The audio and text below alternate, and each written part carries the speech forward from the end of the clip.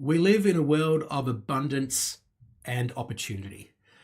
And that means that sometimes we could get distracted because there are always shiny objects that come along and try and entice us to stop what we're focused on and to start pursuing other things. But that's not always the right course. In today's episode, which is the final installment of the interview that I had on the Real Estate Renovators with Rex Afrasiabi and Chanell McAsey, I'm talking about the importance of specialization, of having focus, of defining your niche, because that is probably the fastest route to get to the results that you want. And also it allows you to deliver the best possible results for your clients.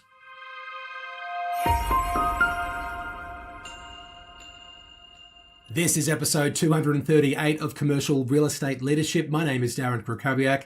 I help commercial real estate principals to lead their people to better performance, to grow revenue in their business faster, and have less stress in their lives. And last episode, I told you that I was just about ready to close the doors on this first ever founding members cohort intake of CRE Agent Accelerator, the program, which is all for commercial real estate agents, where we're helping them to stop just operating with the best of intentions and to start operating with the highest of standards. I actually talk a little bit about my plan to relaunch the program in today's episode, and I talk about the monthly calls in the program. Well, we've enhanced that. It's now weekly calls. And I've just hired two fantastic coaches to support me in the delivery of the program, including an amazing mindset coach who's going to help our members in the program. We got, by the way, 10 members in there. We sold out the first cohort, so we've got another cohort that we'll be doing at the end of this month. The mindset coach is going to be responsible for helping our members find their motivation, their mojo, removing blockages, shifting beliefs, and moving closer towards what our members want. We've also got an amazing accountability coach that we're just hired in the program as well. So it's a massive upgrade on the previous iteration of the program that we have for commercial real estate agents. If you want to know more, if you want to be the first to be invited into the next cohort, the last one sold out, join the waitlist at cresuccess.co/waitlist. So back to the final installment of my interview on the Real Estate Renovators. We talk a little bit about how I built the business after 11 years overseas. It was through a lot of prospecting in the early days, and still I'm not averse to picking up the phone and making a cold call. I try and warm them up a bit, but still do that to this day. We talk about the way that clients, commercial real estate principal clients, become qualified to join a special group that we have, which is a really tight-knit community. I talk about some of the activities that we do together within that group and how commercial real estate principals can join that group. And finally, we talk about where passion comes from. And I'll make a couple of maybe slightly crass references in this episode, including one to an old friend of mine called Duncan, who I used to work with. If I had my time over again, maybe I might have just slightly explained the way that I reference Duncan, and also the woman in the red dress, which I talk about as well when talking about specialization. But, I said it, and this is the raw footage, so I'm sharing it with you right now. I hope you enjoy this final installment of my interview on the Real Estate Renovators. CRE success is also about community. I know that it's a big part of your business. How has building a like-minded network elevated your business? So can I step back and just say, what can you elaborate how you built the community? What is the community? Well, mainly through graft. So I built my business mainly through prospecting. So when I came back to Australia, I didn't have a lot of relationships that were long-standing in commercial real estate. You've gone for 11 years. I was gone for a long time. And also the people who I serve now, they're not with the firms that I work for. They're working with those independent boutique and franchised firms. So first thing I had to do was to go out there and generate leads, prospect them, and recruit them as clients. So now that that's happened, there is the opportunity for me to bring some of those clients together. And so one thing that I've done is I started coaching some of my clients that had been, and you only qualify for this if you've been with me for 1 year. And if you are within a certain, revenue range, and if, I can say this, if I believe that you'll be a good person for the group, because I don't want to interrupt the ecosystem. Yep. But I coach some of my clients now in a group, and now that's a community in and of itself. So So creating communities. yeah, and that is, it's a couple of things. It creates some more leverage in my business because rather than doing one-on-one, I'm coaching a group of people at the same time, but the results that they're getting are even better when they're in the group because they're not only accountable to me, they're accountable to each other. Yeah. They're not only hearing my insights, they're hearing each other's insights. They've been through the program with me. They've learnt my frameworks, my mechanisms. They've applied them. Maybe they've applied something that one of the other group members haven't. And that's the opportunity for them. We do things like where we go under the hood of certain businesses, and Tony's done it, a number of my other clients have done it, where they say, hey, these are my numbers, this is some challenges that I'm facing. What do you guys think? Another thing I did is I had all of those clients that are in the group in Melbourne. It was May, and we had a half-day masterminding session where there was 2 main agenda items. One of them was, what's something great that's happened in my business? Once we heard all of them, we then identified one person to unpack how they achieved that result. And the next thing we did is talk about one problem in your business that you would like the group to help you solve. And everyone got 20 minutes allocated to solve that problem. And then we went to the footy in a corporate box and had some fun. That's Awesome. So, very holistic. yeah, it was, that's how you generate community, right? Through bringing like-minded people together, helping them solve Generally, problems you're and grow. creating. This is your community effectively. And yeah. Yeah. done. What's your vision for the next chapter? So I feel like I've neglected a little bit my program, or not neglected the program, I've neglected the growth of the program for commercial real estate agents. So I've got a fantastic digital course, which is called Top Performer. It's got 6 modules which cover mindset and prospecting and personal branding and winning more listings, time management, and also what I call client accumulation, which is getting more repeat business referrals, that sort of thing. But I've been really focused on my commercial real estate principal clients, and I haven't done a lot when it comes to promoting that digital course, and there is a membership that exists within that as well. So that's the next thing I want to do. I want to sort of scale that up a bit because I've done the hard work of actually creating this digital product, and it is very leveraged because the main way to get the result from that product is to watch the videos, to do the accountability exercises that we send you after the videos, and to turn up for the monthly calls. We've got a monthly training session for commercial real estate agents. So Can I add some things? And sorry to interrupt you. Yeah. Why just commercial?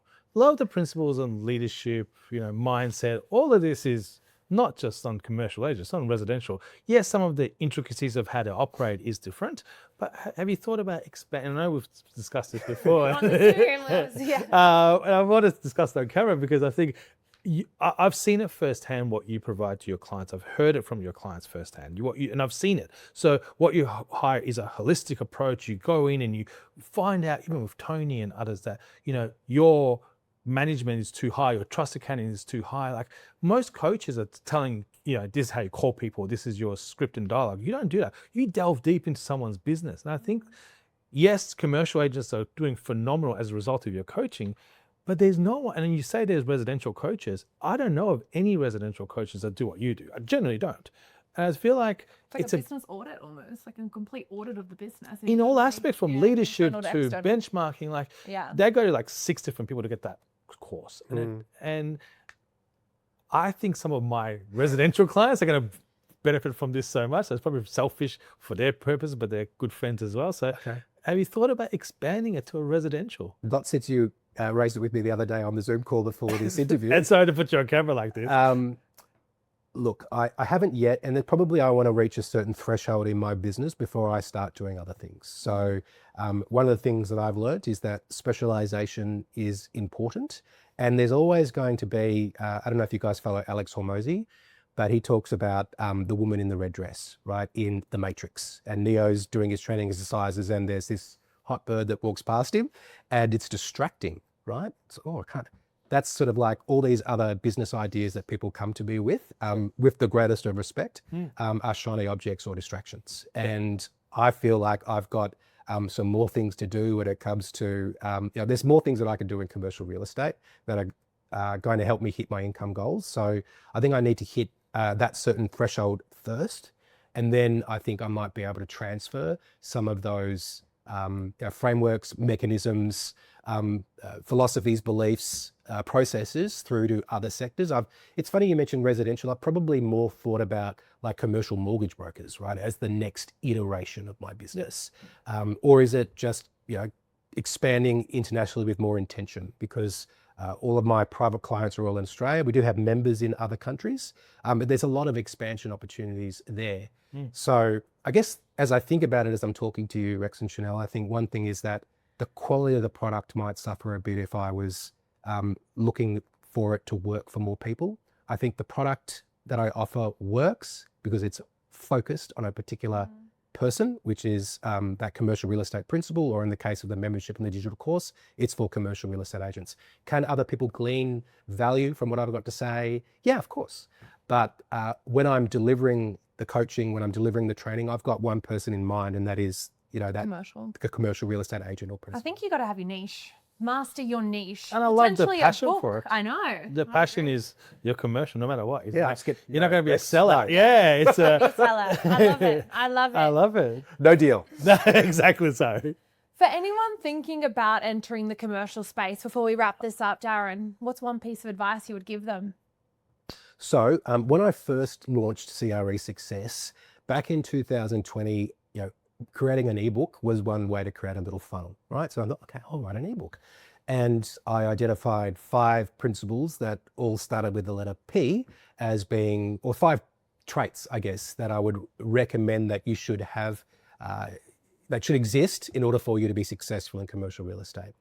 And when I was in, working for some of those big firms, sometimes people would ask me as well, what are the things that make you successful, or what are the traits that make you successful, as opposed to the activities or the tasks or whatever.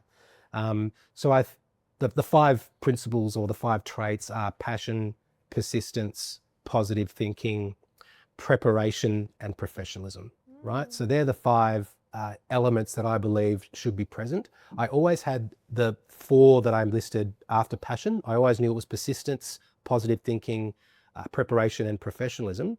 The passion was the one that, because I'm not really passionate per se about real estate, I'm not I never want to be. You're passionate about your I got clients. passionate about what I do and helping clients and leadership and helping people be the best version of themselves. It's just that the best way or the easiest way for me to help people do that is through the experience that I've got in commercial real estate. So I've got passion for that. So, and I always had passion for what I did, whether it was just because I was competitive and I like to win, or passion as a leader, or passion in terms of ambition to make more money or to rise through the ranks in these different corporate environments. So my passion was there. It was just, I hadn't identified that was the thing that was giving me the drive to help me be successful. So I guess the answer to your question is, I'd be thinking about, do I have those 5 things? And if you don't have passion for real estate, if you don't have passion, if someone's watching this that's not in real estate, you don't need to have passion for what you do. You just need to have, you need to be able to get some passion from what you do, or have passion about a certain aspect of it. One thing that this guy told me one time, this is a little bit, it's not too crass, so I can say it.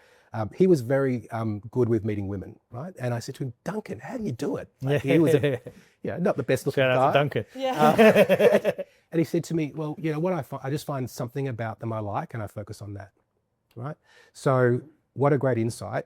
You need to find what it is that you like about what you do and focus on that. And that is where the passion will come from.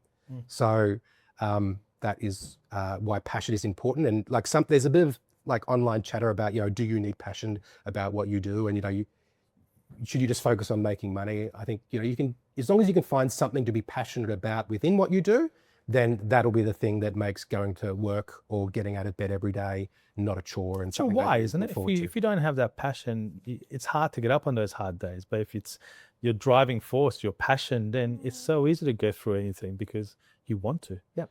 But yeah, a lot of people. That niggling sound in the back of your head that gets you up in the morning. There's always something. It could be money. It could be people. It could be the environment. It could be the culture. Could be anything. You just got to find that one thing, right? And when people say money, and that's, we're all we're in this industry, a lot of people to make money, but there's always a reason why, right? It could be significance. It could be for their family. It could be to do good in the world.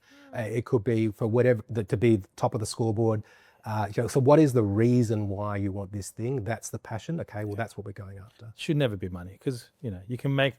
There's only so many cars, boats, houses you can have. That's the guy with the G-Wagon. And the GT. Darren, thank you so much. This has been amazing. We'll leave all the details of your business in the links below, and who knows what's next to come. I'm thinking a book. I think if it's any commercial agents, and I generally mean it, and you're a principal, and even if you're not a principal, and if you don't have a coach, reach out to Darren, because he'll probably change how you do your business. I generally mean that. I've seen it all from all your clients. Thank you. Not all your clients, but some of your clients. Well, thank you so much, Darren. We really appreciate your time, and we will see you on the next episode of Real Estate Renovators. Bye.